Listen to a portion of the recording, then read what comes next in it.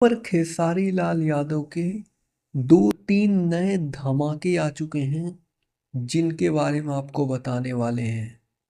तो देखिए, सबसे पहला धमाका है कि खेसारी लाल का एक सैड सॉन्ग आया था जिस गाने का नाम था ए जानू शादी के मुबारक हो, इस तरीके का गाना था।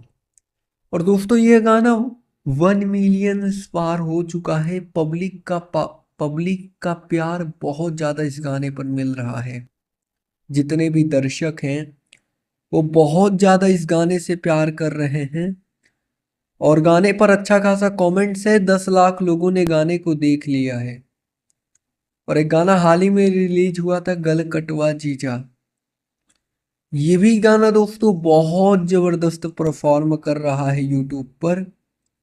और दबदबा खेसारी लाल का बना ही रहता है। कल खेसारी लाल का कल रात को एक बहुत बड़ा स्टेज शो हुआ है डिम्पल सिंह जी के साथ।